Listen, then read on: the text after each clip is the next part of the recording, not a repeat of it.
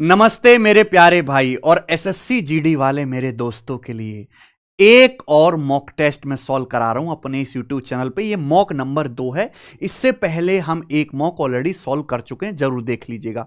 Mock बिल्कुल real exam जैसी आपको फीलिंग देगा, क्योंकि मैंने एसएससी के ही पिछले साल के क्वेश्चंस को इस मॉक टेस्ट में इंक्लूड किया है। 20 क्वेश्चंस है मेरे प्यारे भाई इस मॉक टेस्ट में, और कम से कम आपके 18 क्वेश्चन सही होने चाहिए। कॉपी पेन लेके बैठो और मेरे साथ साथ मेरे प्यारे भाई ये जो है मॉक टेस्ट सॉल्व करना, ठीक है। एग्जाम से पहले मैं 3 मॉक टेस्ट आपको करा दूंगा, और मेरे भाई ये एक वीडियो जरूर करके जाइएगा जिसमें मैंने एसएससी जीडी के टॉप 100 क्वेश्चंस आपको कराए, टॉप 100 सवाल।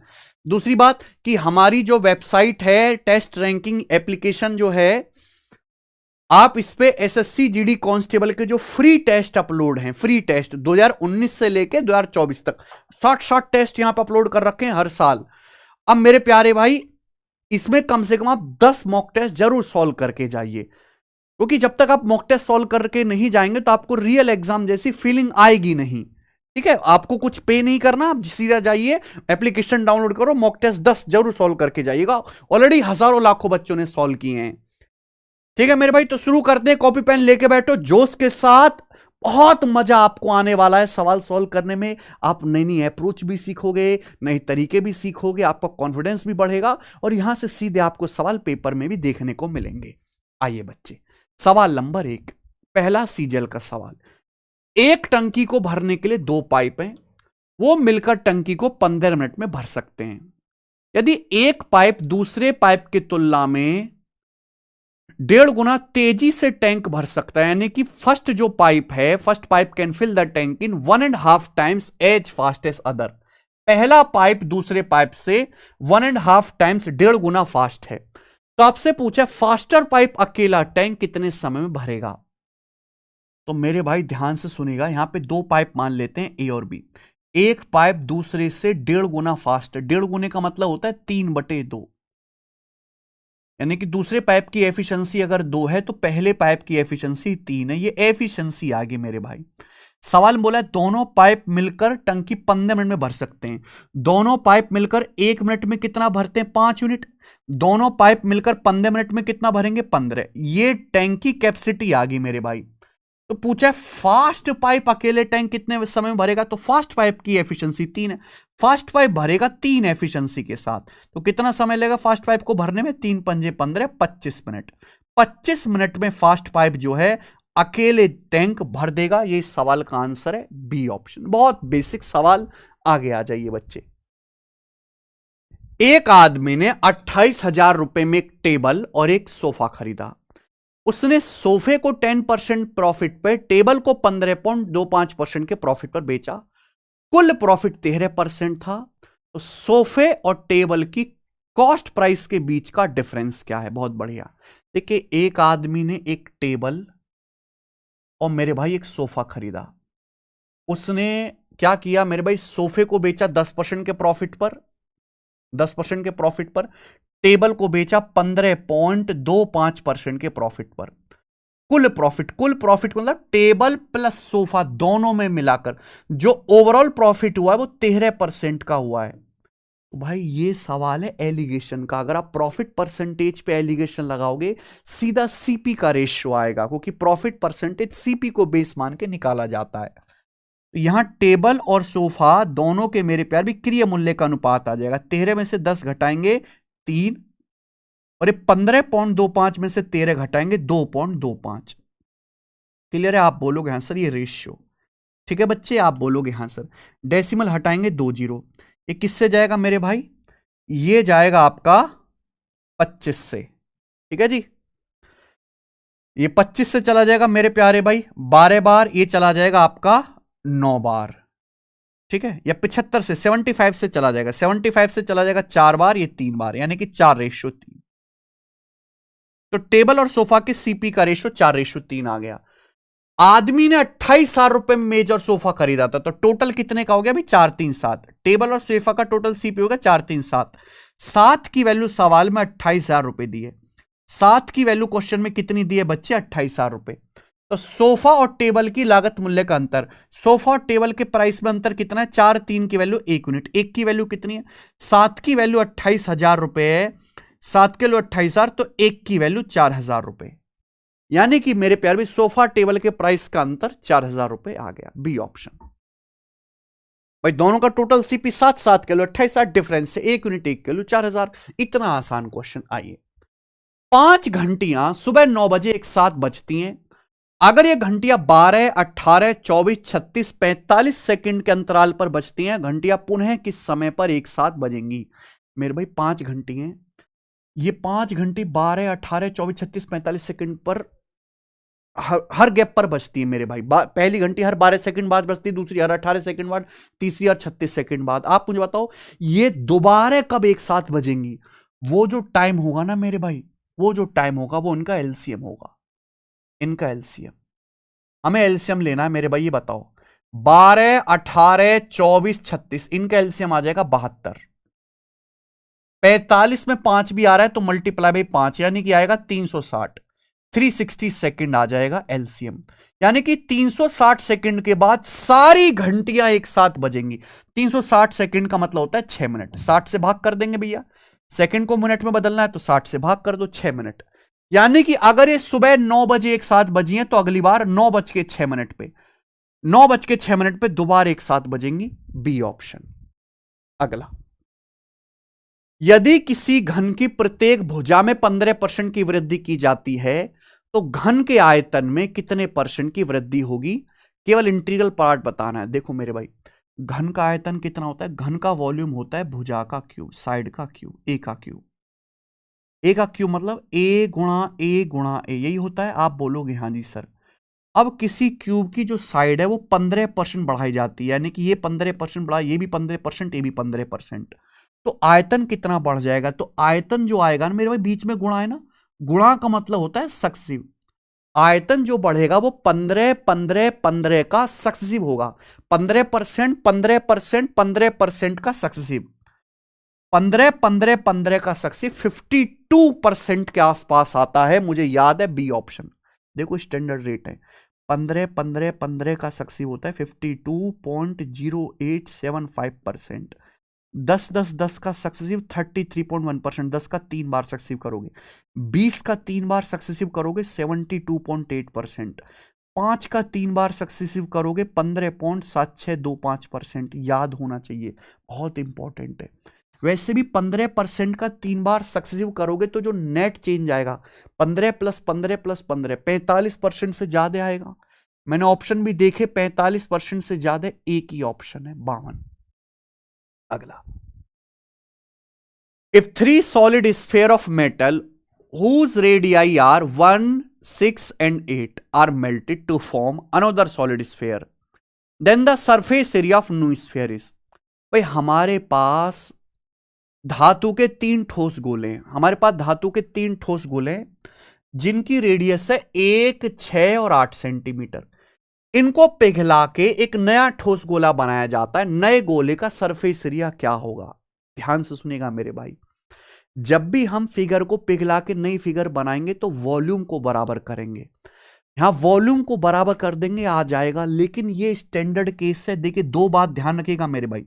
अगर हमारे पास 3 स्फीयर है जिनकी रेडियस 1, 6, 8 है, इनको पिघला के नया गोला बनाओगे तो नए गोले की रेडियस हमेशा 9 आएगी। अगर हमारे पास 3 गोले हैं जिनकी रेडियस 3, 4, 5 है, 3, 4, 5, क्लियर है, इनको पिघलाओगे तो जो नया गोला बनेगा उसकी रेडियस हमेशा 6 होगी, उसकी जो रेडियस होगी हमेशा 6 होगी। करके देखिएगा, ठीक है जी। 3, 4, 5, 6, 1, 6, 8, 9, यानी कि 3 गोले जिनकी रेडियस 1, 6, 8 है, इनको पिघला के जो नया गोला बनाएंगे, नए गोले की जो रेडियस है 9 आएगी। नए गोले का सरफेस एरिया, गोले का सरफेस एरिया होता है 4πr²। यहां पर रेडियस 9 है, 9 का स्क्वायर, तो 9 का स्क्वायर 36 चौका,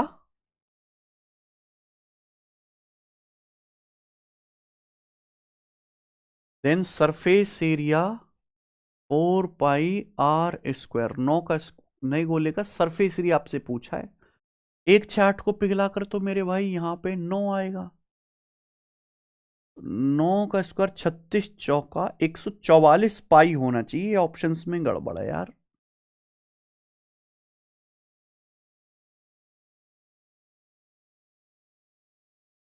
ओ sorry sorry sorry sorry sorry sorry, 9 का 81 चौका 324 पाई आएगा। क्या कर रहे हैं हम, 324 पाई आएगा। 9 का स्क्वायर 81 चौका 324 पाई। हटाइए। Find the quotient when the mean proportional of 7:1/5 and 245 is divided by an even prime number। भागफल ज्ञात कीजिए जब 7 सही 1/5 और 245 के मध्य अनुपाती को एक सम अभाज्य संख्या से डिवाइड किया जाता है। आप मुझे बताओ इवन प्राइम नंबर क्या होता है? सारे प्राइम नंबर ऑड होते हैं सिवाय दो को छोड़ के। दो अकेला ऐसा नंबर है जो प्राइम नंबर भी है इवन भी है। तो ओनली सम अभाज्य संख्या 2 है। बोला है कोशेंट क्या आएगा जब इनके मीन प्रोपोर्शनल को 2 से डिवाइड करेंगे। दो संख्याएं ए और बी का मीन प्रोपोर्शनल होता है रूट ए बी। 7 सही 1/5 और 245 का मीन प्रोपोर्शनल क्या आएगा? Root A B. तो 5 सत्ते 35 और 1 36/5। 7 से 1/5 का मतलब 5 सत्ते 35 1 36/5 गुणा 245। ही आएगा मेरे भाई mean proportional root A B. Clear है? 5 से 245 जाएगा, 5 चौक 20 और ये 5 राम 45। 36 का अंडर रूट 6 और ये 49 का 7 यानी कि 42 42। अगर हम 42 को 2 से डिवाइड करेंगे तो 42 को 2 से डिवाइड करने पर जो कोशेंट आएगा, कोशेंट वो कितना आएगा? 21 बार जाएगा। भागफल 21 बार जाएगा। पूरा पूरा सी ऑप्शन आंसर है 21। आसान सवाल है मेरे भाई। ये एक आदमी ने 25 रुपए पर लीटर के कॉस्ट प्राइस पर 25 लीटर दूध खरीदा। ठीक है, एक आदमी ने 25 लीटर दूध खरीदा। अब उसने इसमें 5 लीटर पानी मिला दिया। आदमी ने क्या करा? चुपके से 5 लीटर पानी मिला दिया और मिश्रण को क्रय मूल्य पर बेच दिया। मिश्रण को सीपी पर ही बेच दिया। बताओ आदमी के लिए लाभ प्रतिशत क्या होगा? एक बार बताओ। एक दूधिया है, वो कहता भाई साहब मैं बहुत बढ़िया आदमी हूं, मैं गांव से 25 रुपए लीटर का दूध खरीद के ला रहा हूं, शहर में 25 रुपए लीटर का ही बेच रहा हूं, मैं तो बढ़िया आदमी हूं। लेकिन दूधिया फिर भी प्रॉफिट कमा सकता है पानी मिला के।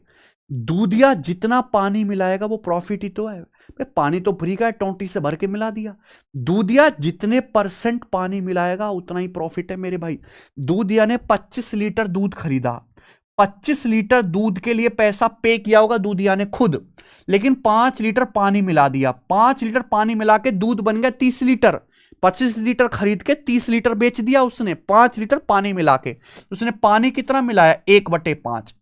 1/5 यानी कि 20% की उसने मिलावट करी है, तो प्रॉफिट भी 20% ही होगा। बात खत्म। अगला 8वां। एक टाउन में 5500 लोग हैं जो एक चुनाव में वोट कर सकते हैं। अगर पुरुष मतदाताओं की संख्या में 11%, महिलाओं की संख्या में 20% की वृद्धि होती है तो मतदाताओं की संख्या 6330 हो जाती है, वोटर्स की संख्या। तो आपसे पूछा टाउन में मेल फीमेल की प्रारंभिक संख्या बताइए। मेल फीमेल की संख्या कितनी है टाउन में? बहुत बढ़िया भाई, ये है परसेंटेज ब्रेक वाला सवाल। देखो एक टाउन में तरीके कई सारे जो आपको पसंद है वो कर लीजिएगा। एक टाउन में मेल प्लस फीमेल मिलाकर कितने लोग हैं प्यारे बच्चों? 5500 लोग हैं एक टाउन में। अब हुआ क्या? मेल प्लस फीमेल मिलाकर 5500 वोटर्स हैं। अब मेल वोटर्स की संख्या 11% बढ़ जाती है, फीमेल वोटर्स की संख्या 20% बढ़ जाती है और वोटर्स की संख्या 6330 हो जाती है। तो वोटर्स की संख्या 5500 से 6330 होगी। तो कितने बढ़ गए वोटर? 500 और 330 830 वोटर्स जो है मेरे प्यारे भी 830 बढ़ गए वोटर्स। क्लियर है? आप बोलोगे हां जी सर। मेल कितने बढ़े? 11%, फीमेल 20%। तो 11 को ब्रेक करके ऐसे नहीं लिख सकते, 20% माइनस 9% लिख सकते हो आप। ये देखो मेल भी 20% बढ़े मेल वोटर्स और फीमेल भी 20% बढ़े। अगर एक गांव में आदमी भी 20% बढ़ गए वोट देने वाले, औरत भी 20% बढ़ गए, तो कुल आबादी भी 20% बढ़नी चाहिए। कुल आबादी है कितनी? 5500। तो कुल आबादी भी 5500 का 20% बढ़नी चाहिए। 5500 का 20% कितना होता है? 1100। कुल आबादी भी वोटर्स की 1100 बढ़नी चाहिए, लेकिन सवाल के अकॉर्डिंग आबादी कितनी बढ़ी है वोटर्स की? 830। तो कितनी कम बढ़ी मेरे भाई? घटा दीजिए, ये घटाओगे तो आएगा 70, 270 आएगा, यानी कि 270 वोटर्स कम बढ़े। 270 वोटर्स कम बढ़े। वाई कम बढ़ेंगे वोटर? क्योंकि मेल वोटर 9% कम बढ़े। मेल जो वोटर्स हैं, पुरुष मतदाता 9% कम बढ़े, तो मेल वोटर का 9% ही 270 के बराबर है। तो मेल वोटर का 1% कितना आएगा? 9 तिया 27, 30, 100% आएगा 3000। तो मेल वोटर 3000 आ गए। 3000 वाला एक ऑप्शन है। मेल 3000 है तो फीमेल 2500 होंगी, टोटल 5500 हो गया। ए ऑप्शन खत्म। यह है परसेंटेज ब्रेक मेथड और this is the best method. सवाल नंबर 9 लीजिए। 50 किलोमीटर पर आवर की स्पीड से चल रही एक 345 मीटर लंबी रेलगाड़ी है एक्स, अपोजिट डायरेक्शन में 76 किलोमीटर पर आवर की स्पीड से दूसरी ट्रेन वाई को 22 सेकंड में क्रॉस करती है। बोला है ट्रेन वाई 905 मीटर लंबे पुल को कितने टाइम में पार करेगी? जो ट्रेन वाई है 905 मीटर लंबे पुल को कितने मिनट में पार करेगी, कितने सेकंड में पार करेगी? तो भाई अगर हमें सवाल सॉल्व करना है तो हमें ट्रेन वाई की लंबाई निकालनी पड़ेगी। लंबाई देखो दोस्त, दो ट्रेन है, अपोजिट डायरेक्शन में चल रही है, अपोजिट डायरेक्शन में एक दूसरे को पार कर रही है। अपोजिट डायरेक्शन में एक दूसरे को पार करने में लगा 22 सेकंड, है ना। ट्रेन एक्स ने ट्रेन वाई को विपरीत दिशा में 22 सेकंड में पार किया। टाइम बराबर डिस्टेंस। डिस्टेंस कितना आएगा भाई? ट्रेन एक्स की लंबाई 345 मीटर है, प्लस ट्रेन वाई की लंबाई मुझे नहीं पता, बटे रिलेटिव स्पीड। रिलेटिव स्पीड क्या आएगी भाई? एक ट्रेन की स्पीड 50 है, दूसरे की 76 है। यह आ जाएगा भी 5 7 12 126, लेकिन एक किलोमीटर पर आवर है। किलोमीटर पर आवर को भी मीटर पर सेकंड में बदलना पड़ेगा, 5/18। अगर टाइम सेकंड में, डिस्टेंस मैंने मान लिया कि दूसरी जो ट्रेन की लंबाई है वो वाई मीटर है, ठीक है ना, तो आपको स्पीड भी मीटर पर सेकंड में बदलनी पड़ेगी। अपोजिट डायरेक्शन में रिलेटिव स्पीड S1 + S2 होती है मेरे भाई। मीटर पर सेकंड में बदलने के लिए 5/18 से गुणा, तो 18 7 126 आ जाएगा। तो 22 गुणा 35 कितना आ जाएगा मेरे भाई? 770। 770 बराबर 345 प्लस वाई। अब ये इधर आ जाएगा मेरे भाई, तो कितना आ जाएगा? ये आ जाएगा आपका 25, 425, 400 300 700 45 और 25 70 हो गया। यानी कि ट्रेन वाई की जो लंबाई है वो 425 मीटर आ गई, ट्रेन वाई की लंबाई। क्या ये बात सही है? आप बोलोगे हाँ सर। अब यहां ये एक सवाल हुआ, एक सवाल इसके आगे और तैयार कर दिया एग्जामिनर ने। वो क्या? कि ट्रेन वाई 905 मीटर लंबे पुल को कितने समय में पार करेगी? जब भी ट्रेन किसी पुल को पार करती है तो ट्रेन खुद की लंबाई जाएगी 425 मीटर, प्लस पुल की लंबाई जाएगी 905 मीटर, ठीक है, बटे ट्रेन की स्पीड। ट्रेन वाई की जो स्पीड है, ट्रेन चल रही है 76 किलोमीटर पर आवर की स्पीड से, ट्रेन वाई की जो स्पीड है वो 76 किलोमीटर पर आवर है। मीटर पर सेकंड में बदलोगे 5/18 ये आएगा मेरे भाई। तो 425 प्लस 905 कितना आ जाएगा? 1330। 9 4 13, 1330। 425 प्लस 905 1330 आ गया। अब बताओ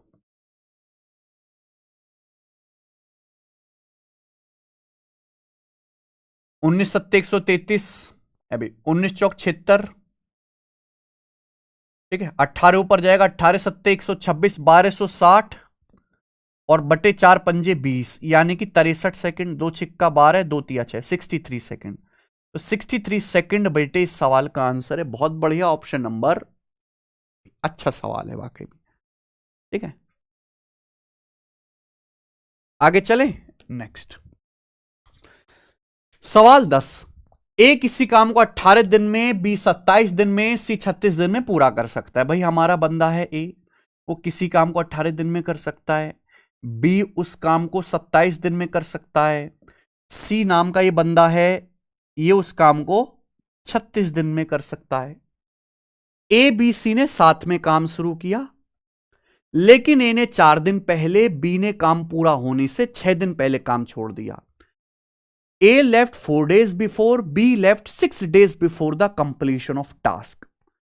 और how many days did B work, B ने कितने दिन काम किया। वेरी नाइस क्वेश्चन मेरे भाई, मजा आएगा ये सवाल करके। देखो सुनिए, 18, 27 और 36 का एलसीएम क्या आ जाएगा?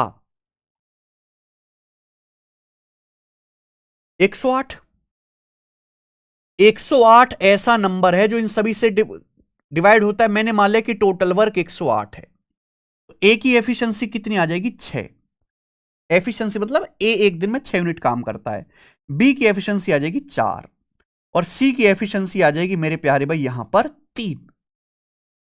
हमें टाइम निकालना है। माना सपोज काम यहां से होना शुरू हुआ है और काम यहां पे जाके खत्म हुआ। ये वो टाइम है जो मुझे निकालना है कि काम कितने दिन में हुआ और इस टाइम में काम कितना हुआ है। इस टाइम पीरियड में काम हुआ है 108 यूनिट। 108 यूनिट काम हुआ, लेकिन काम पूरा होने से 4 दिन पहले, 4 दिन पहले ए छोड़ के चला गया और काम पूरा होने से 6 दिन पहले, काम पूरा होने से 6 दिन पहले आपका बी छोड़ के चला गया। बी छोड़ के चला गया। तीनों ने साथ में काम करना शुरू किया था, साथ में काम कर रहे हैं। अब माथा सन का काम पूरा होने से 4 दिन पहले ए छोड़ के चला गया और काम पूरा होने से 6 दिन पहले बी छोड़ के चला गया। मुझे टाइम निकालना है, ये टाइम की काम यहां से होना शुरू हुआ, काम यहां पे जाके खत्म हुआ, ये टाइम कितना है, कितने दिनों में काम पूरा हुआ। तो यहां हम लगाते हैं बेटे शिफ्टिंग मेथड। आप समय को मत बदलिए, आप काम को बदल सकते हैं। मेरे भाई प्रॉब्लम क्या है कि ये लोग छोड़ के जा रहे हैं। अगर छोड़ के ना जाते, अगर ए आखिर के 4 दिन भी काम करता, अगर ए काम छोड़ के ना जाता, अगर ए आखिर के 4 दिन भी काम करता तो कितना काम एक्स्ट्रा होता? ए एक दिन में 6 कुर्सी बनाता है। अगर ए आखिर के 4 दिन भी काम करता तो 24 यूनिट काम एक्स्ट्रा होता। 24 यूनिट काम एक्स्ट्रा होता। ऐसे ही बी काम पूरा होने से 6 दिन पहले छोड़ के चला गया। अगर बी छोड़ के ना जाता, अगर बी आखिर के 6 दिन भी काम करता, बी एक दिन में 4 यूनिट कुर्सी बनाता है, तो बी 6 दिन में कितना काम करता है? 24। अगर बी छोड़ के ना जाता, बी आखिर के 6 दिन भी काम करता तो 24 यूनिट काम एक्स्ट्रा होता। तो सेम टाइम में कितना काम होता? 24, 24, 48, 48 प्लस 108, 156। सेम टाइम में 156 यूनिट काम होता। और इस काम को करते कौन? तीनों लोग। अब तो कोई छोड़ के नहीं गया। अब तो ना ए छोड़ के गया है ना बी छोड़ के गया, सारे लोग शुरू से लेके आखिर तक है। इस काम को करते कौन? तीनों लोग करते। और तीनों लोग करते मेरे प्यारे भाई 6, 4, 10 और 3, 13 एफिशिएंसी के साथ। तीनों लोग करते 13 एफिशिएंसी के साथ। तो काम कितने दिन में होता? 12 दिन में। यानी कि मेरे प्यारे भाई ये काम कुल 12 दिन में खत्म हुआ। ये काम टोटल 12 दिन में एंड हुआ है। लेकिन ये आंसर नहीं कि जो जोश में 12 लगा दो। सवाल में पूछता काम कितने दिन में होता, आंसर बताते 12। बोला बी ने कितने दिन काम किया? भाई पूरा काम 12 दिन में हुआ, लेकिन बी ने काम पूरा होने से 6 दिन पहले छोड़ दिया। तो एक्चुअली में बी ने केवल 6 दिन काम किया है। आंसर है ए ऑप्शन। बी ने केवल 6 दिन काम किया है। Very nice. इस शिफ्टिंग मेथड से ही आपको करना है। आगे चलेंगे। A trader marked the price of an article so as to earn a profit of 28% on its cost price. एक व्यापारी ने वस्तु का मूल्य इस प्रकार अंकित किया है कि उसे लागत मूल्य पर 28% का लाभ प्राप्त हो। व्यापारी ने मार्क प्राइस ऐसे लगाया है कि उसे लागत मूल्य पर 28% का लाभ हो। यानी कि मार्क प्राइस जो है एक व्यापारी ने कॉस्ट प्राइस से 28% ज्यादा रखा है। उसने इसके एमआरपी पर 15% छूट देकर बेचा। मार्क प्राइस पर 15% डिस्काउंट देने के बाद व्यापारी ने इस सामान को बेचा। तो पूछा व्यापारी का एक्चुअल प्रॉफिट परसेंटेज क्या? व्यापारी को एक्चुअल कितना प्रॉफिट हुआ? सीपी से एसपी एक्चुअल कितना प्रॉफिट हुआ? तो वो होगा 28 और -15 का सक्सेसिव। 28 और -15 का सक्सेसिव होता है मेरे भाई 28 - 15 -28 गुणा 15/100। प्रॉफिट परसेंटेज कभी भी निकालना हो तो हमेशा मार्कअप परसेंटेज। मार्कअप परसेंटेज क्या होता है? मार्क प्राइस कॉस्ट प्राइस से कितने परसेंट ज्यादा है, उसे ही मार्कअप परसेंट कहते हैं। और ये discount, markup percentage discount percentage का सक्सेसिव करेंगे, लाभ प्रतिशत आएगा। तो 28 - 15 13, 28 गुणा 15 420/100 4.2। तो 13 में से 4.2 घटाएंगे, कितना आएगा मेरे भाई? 8.8%। तो 8.8% का व्यापारी को लाभ हुआ। सी ऑप्शन आंसर आ गया। आइए, अगर यू को वी से 5% ज्यादा मार्क्स मिलते हैं तो वी कोई अंक यू से कितने परसेंट कम है? जीडी का सवाल है। देखो, दो लोग हैं, यू और वी। यू को वी से 5% मार्क्स ज्यादा मिलते, 5% की फ्रैक्शन मिलो 1/20, यू को वी से, यानी कि अगर वी को 20 नंबर मिले हैं तो यू को एक ज्यादा 21 नंबर मिले, यही है। बोला वी के मार्क्स यू से कितना कम है? वी के मार्क्स यू से कितना कम है? तो यू के मार्क्स तो 21 हैं, वी के 20 है, तो कितना कम है? 1/21। और 1/21 क्या होता है? 1/21 होता है approx D option. 1/21 approx D option मेरे भाई, लगभग 4.7% के आसपास, ठीक है ना। नेक्स्ट 13, एक दुकानदार एक चाय की दो वैरायटी को मिलाता है। एक की कीमत 320 रुपए किलो है, दूसरी की 240 रुपए पर केजी है। 9-11 के अनुपात में मिलाता है। मिलाने के बाद वो मिक्सचर को 325.68 रुपए पर केजी पर बेचता है। जब वो दोनों वैरायटी को मिलाता है तो मिक्सचर को 325.68 रुपए पर किलोग्राम पे बेचता है। तो प्रॉफिट परसेंटेज बताइए। कोई प्रॉब्लम नहीं। एक आदमी ने दो टाइप की चाय को मिलाया, 9:11 के रेशियो में मिलाया। पहली चाय का जो प्राइस है वो है 320 रुपए पर केजी, दूसरी चाय का प्राइस है 240 रुपए पर केजी। तो आप मुझे बताओ, जब आप इन दोनों टाइप की चाय को मिलाएंगे, हमने दो टाइप की चाय को मिलाया 9:11 के रेशियो में। पहली टाइप का चाय है 320 रुपए पर केजी, दूसरे का 240 रुपए पर केजी। जब आप इन दोनों टाइप की चाय को मिलाएंगे तो मिलाने से जो मिक्सचर बनेगा, उस मिश्रण का सीपी क्या होगा? क्या आप निकाल सकते हैं? डेविएशन मेथड से। 320 को ना ऐसे लिख लो, 240 प्लस 80। क्या आप ऐसे लिख सकते हैं? आप मुझे बताओ, 240 रुपए पर केजी पहली चाय का भी प्राइस है, दूसरी का भी है, तो मिक्सचर का प्राइस 240 रुपए पर केजी तो होगा ही होगा, प्लस एक्स्ट्रा कितना है? यहां पहली का जो है, पहली टाइप की 9 केजी का 80 रुपए जो है एक्स्ट्रा, ये एक्स्ट्रा है मेरे भाई। डेविएशन केक कटेगा तो सभी में बटेगा। टोटल कितनी चाय है? 9 + 11। टोटल चाय जी 9 + 11 20, 20 से डिवाइड कर देंगे तो 20 चौक 80, तो 9 चौक 36 चला गया, 240 + 36 276, 276 रुपए पर केजी। ये मिक्सचर का सीपी आ गया। क्या यहां कोई परेशानी? अब बोला है मिश्रण को, ये मिश्रण का सीपी आ गया। हमने मिश्रण को 325.68 रुपए पर केजी में बेच दिया। हमने मिश्रण को 325.68 रुपए पर केजी में बेचा। तो मुझे बताओ कितना लाभ हुआ? अब 276 रुपए का सामान 325.68 रुपए पर केजी में बेचा, कितने परसेंट का प्रॉफिट हुआ? तो आप कहोगे सर 24 का प्रॉफिट ये, 25 का 49.68 रुपए का, 49.68 रुपीस का प्रॉफिट हुआ। कितने पर? 276 पर। और परसेंटेज में कितना हुआ भाई साहब? इंटू 100%, इंटू 100%, ये आ जाएगा प्रॉफिट ना। 2 जीरो से तो डेसिमल हट ही जाएगा, यानी कि 276 एकम जाएगा, बचेगा 220। 2208, 2208 कितनी बार चला जाना चाहिए भाई? 2208 8 बार जाएगा क्या?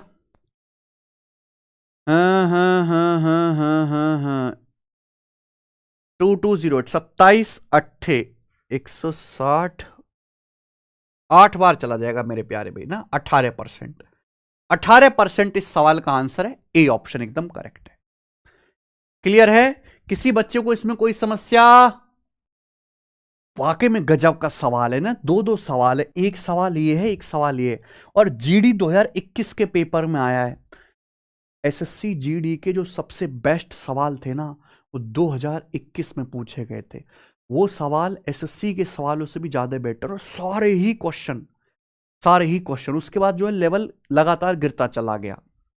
सवाल देखिए, शांत जल में एक नाव की स्पीड 9 किलोमीटर पर आवर है। धारा के अनुकूल 35 किलोमीटर जाने में उतना ही टाइम लगता है जितना धारा के अगेंस्ट अपस्ट्रीम 28 किलोमीटर जाने में लगता है। धारा की स्पीड क्या है?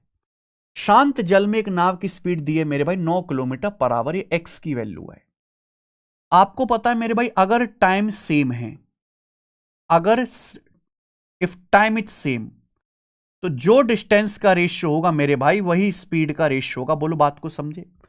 अब बोला है कि एक नाव को सेम टाइम लगता है 35 किलोमीटर डाउनस्ट्रीम जाने में, नाव को 35 किलोमीटर डाउनस्ट्रीम जाने में और 28 किलोमीटर अपस्ट्रीम जाने में सेम टाइम लगता है। अगर टाइम सेम है तो जो डिस्टेंस का रेशियो वही डाउनस्ट्रीम और अपस्ट्रीम की स्पीड का भी रेशियो आ जाएगा। डाउनस्ट्रीम अपस्ट्रीम की स्पीड का रेशियो यही आ जाएगा। कितना? 7 पंजे 35, 7 चौक 28, यानी कि 9 4, ये 5 4 आ जाएगा। 7 पंजे 35, 7 चौक 28। यहां पे धारा की गति, करंट आपसे पूछे वाई, तो एक्स से वाई का रेशियो क्या आएगा मेरे भाई? एक्स से वाई के रेशियो के लिए डायरेक्ट शॉर्टकट है D plus you upon D minus you, D plus you upon D minus you, ये करना होता है। तो D plus you upon D minus you करेंगे तो 5 + 4 9 बटे 5 - 4 1, 5 + 4 बटे 5 - 4 9 बटे 1 ही आ गया। अब यहां पे एक्स की वैल्यू आपको 9 किलोमीटर पर आवर दी है, 9 की वैल्यू सवाल में 9 किलोमीटर पर आवर दी है। करंट की स्पीड आपसे पूछे 1 की वैल्यू 1 किलोमीटर पर आवर आ जाएगा। Option number C. Mensuration, mensuration का 1-2 सवाल जरूर आएगा आपके पेपर में। एक कोन का कर्व सरफेस एरिया 3185 पाई है, इसके बेस की रेडियस 35 है, हाइट बताओ। कोन का कर्व सरफेस एरिया क्या होता है? पाई आर एल। आप हमें ये बताइए भाई, कोन का कर्व सरफेस एरिया दिया, कोन का कर्व सरफेस है पाई आर एल, बेस की रेडियस यहां पे आधार की त्रिज्या 35 है, 35 इंटू एल, एल मतलब स्लांट हाइट कोन की, बराबर 3185 पाई है। अब पाई से ये आपका पाई कट जाएगा, 35 से कितना मेरे भाई? अभी 35 से 8 280, 35 निम्मा चला जाएगा ना, 315, 303 बचेगा, फिर 35 से कम 35, तो स्लांट हाइट आपकी आ गई 91 सेंटीमीटर, 91 सेंटीमीटर। आपसे स्लांट हाइट नहीं पूछा, आपसे पूछा है हाइट। देखो ये होता है मेरे भाई, सॉरी, ये होता है मेरे भाई कोन, शंकु ये होता है। ये रेडियस आपको यहां पे दी है 35, ये रेडियस आपकी 35 है, ये स्लांट हाइट होती है 91 और ये आपकी हाइट है, ये आपकी हाइट है जो आपको निकालनी है। और ये कैसे निकलेगी? पाइथागोरस से। आंसर बिल्कुल परफेक्ट है, यानी कि यहां पे ट्रिपलेट बनेगा मेरे भाई। किससे डिवाइड हो रहा है? 7 से। 7 से 35 5 बार, 91 13 बार, 7 से 35 5 बार, 91 13 बार, यानी कि 5 12 13 का ट्रिपलेट है, बस 7 गुना है, ये 7 टाइम्स है बेटा, 7 गुना। 13 7 91, 7 पंजे 35, तो 12 7 84, 84 आ जाएगा। 5 12 13 का ट्रिपलेट है 84, ए ऑप्शन।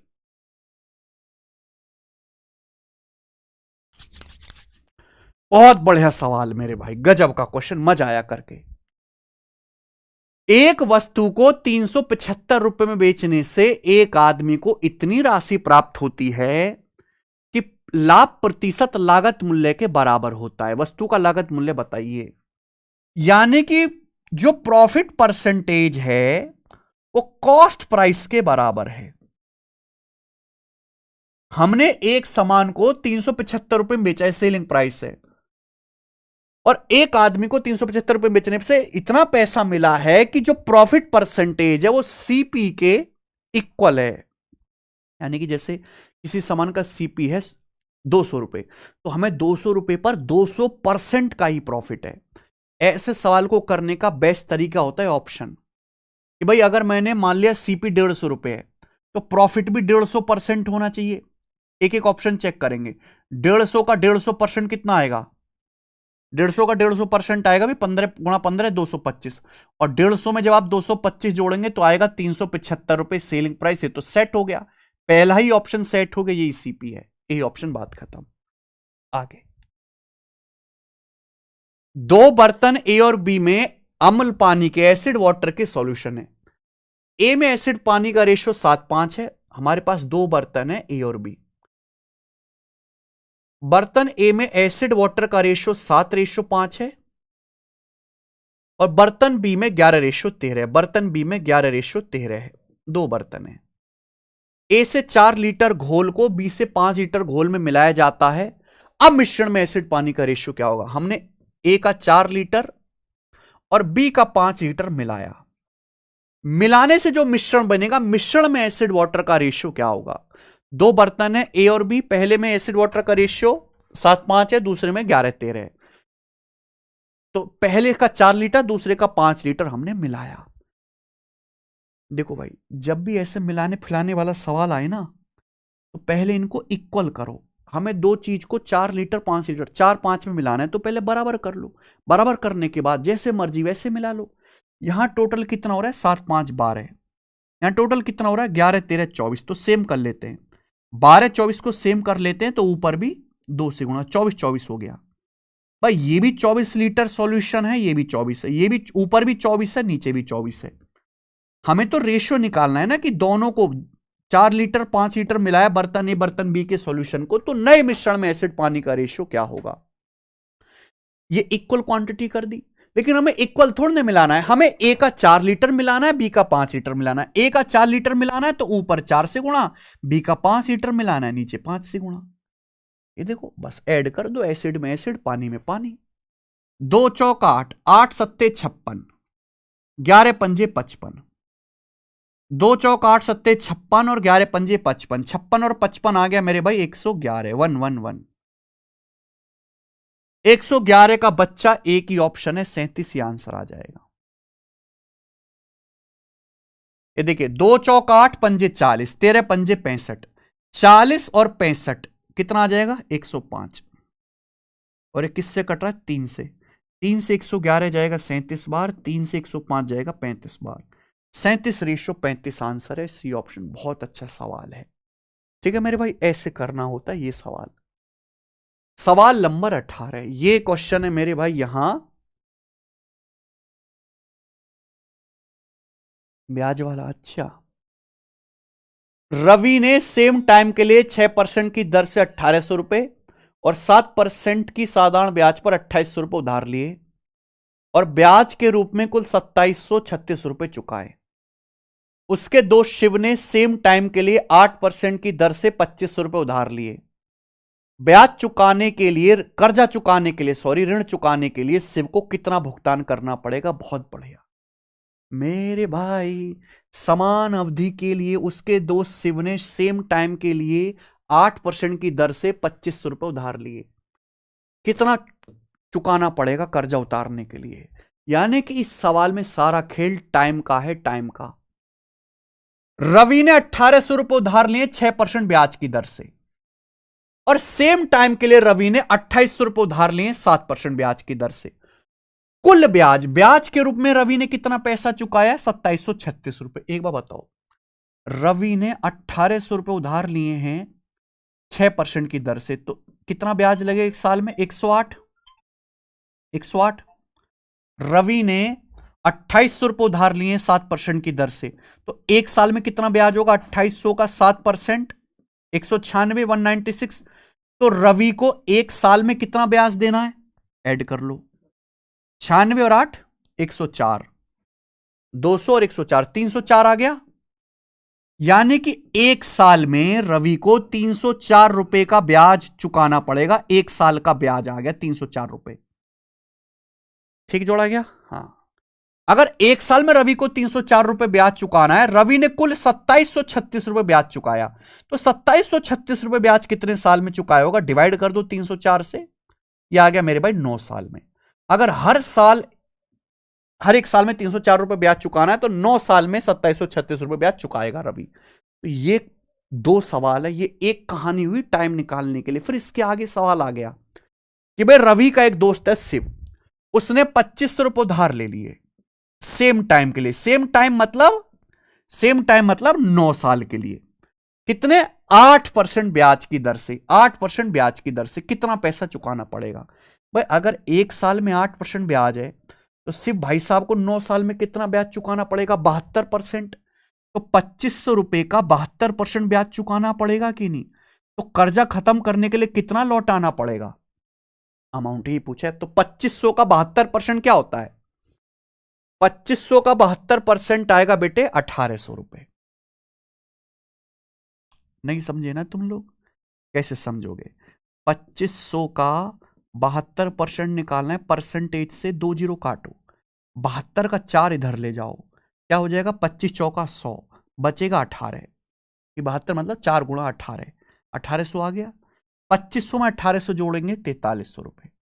4300 रुपीज कर्जा उतारने के लिए चुकाना पड़ेगा मेरे भाई शिव भाई साहब को। ठीक है जी, बोलो हां की ना। अगला सवाल नंबर है 19 आपके सामने। एक वस्तु का एमआरपी 550 रुपए है। एमआरपी पर 15x और 20% की लगातार 3 छूट देने के बाद 317.9 रुपए में बेचा जाता है। अगर 2x% की सिंगल छूट दी जाए तो सेलिंग प्राइस क्या होगा? जिंदगी का मकसद क्लियर है, क्वेश्चन सॉल्व करने के लिए एक्स का मान निकालना है। सवाल एसएससी जीडी 2021 का है। जीडी 2021 के मॉक टेस्ट सॉल्व करके देखना, हमारी एप्लीकेशन से लंका लग जाएगी, इतने भयंकर भयंकर सवाल आ रखे हैं। देखो, एक वस्तु का एमआरपी 550 रुपए है, इसमें 3 डिस्काउंट दिए गए, 15% का, x% का, 20% का, और डिस्काउंट देने के बाद 317.9 रुपए में बेचा गया। देखो डिस्काउंट आगे पीछे कैसे भी दे दो, 550 रुपए एमआरपी है, 15% डिस्काउंट दोगे, कीमत कितनी रह जाएगी? 100% में 15% डिस्काउंट रहेगा तो कीमत रह जाएगी 85%।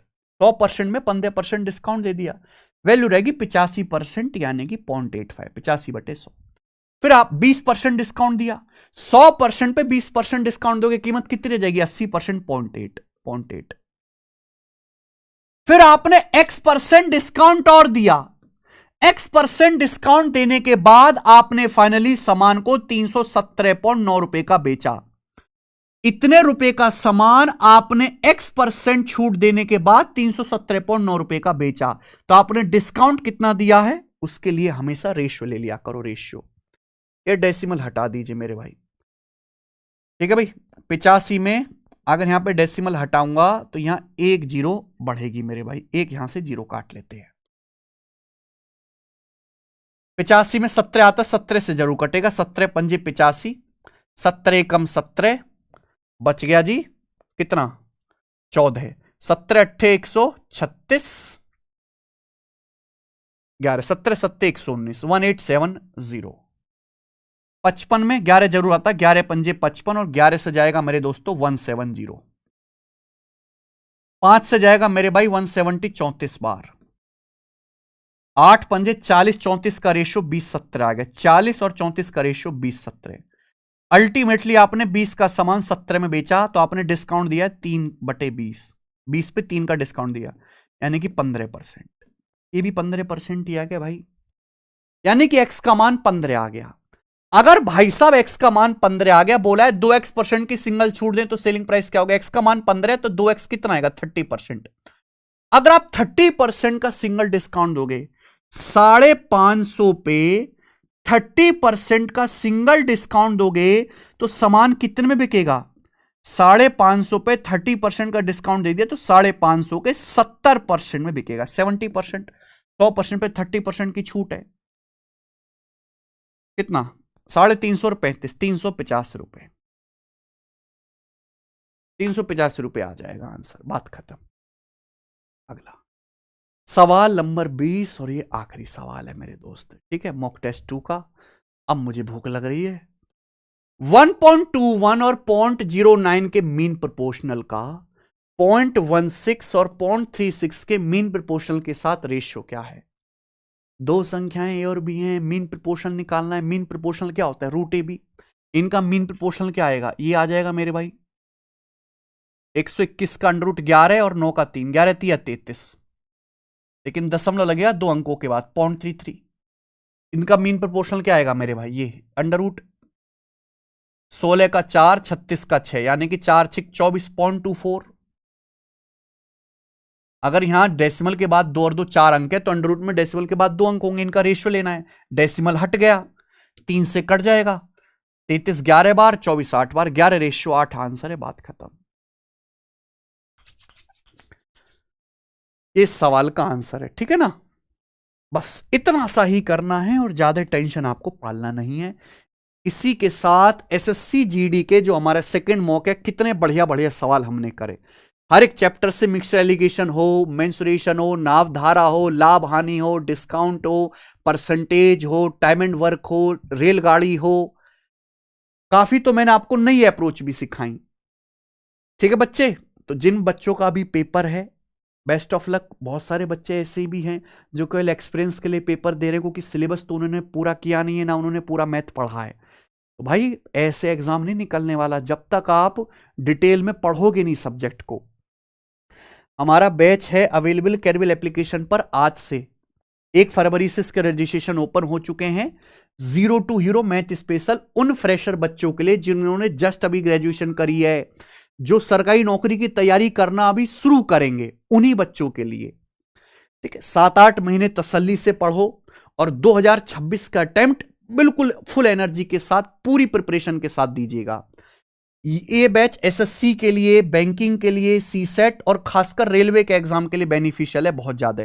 देखो कुछ एग्जाम ऐसे जिनमें केवल अर्थमेटिक आता है, जैसे कि हमारा ये एसएससी जीडी का पेपर, तो वो केवल अर्थमेटिक की क्लास देखेंगे। लेकिन हम आपको इस बैच में अर्थमेटिक और एडवांस दोनों ही पोर्शन दे रहे हैं। 999 की फीस में बैच आपको मिल जाएगा। वैलिडिटी इसकी 2 साल रहेगी। 2 साल, जिस दिन से आप बैच चलेंगे उससे 2 साल तक आपके पास क्लासेस रहेंगी और सारे चैप्टर की क्लासेस एक बार में आपके पास जो वो अपलोड हो जाएंगी वन टाइम में। फास्ट फॉरवर्ड करके जल्दी सिलेबस पूरा कर सकते हैं। ये वीओडी बैच का सबसे बड़ा फायदा है। कैरविल एप्लीकेशन पर ये बैच आपको मिलेगा आज से। ठीक है जी, धन्यवाद। तो ये मॉक टेस्ट आपको कैसा लगा, सवाल कैसे लगे, मुझे कमेंट्स में जरूर बताएं। हर एक बच्चा आप चाहते हो कि मैं और ज्यादा ऐसे मॉक टेस्ट सॉल्व कराऊं, वो भी बताएं। हाँ, इन मॉक टेस्ट को उन बच्चों के साथ जरूर शेयर करो जिनका एसएससी जीडी का पेपर होना है। धन्यवाद, बाय।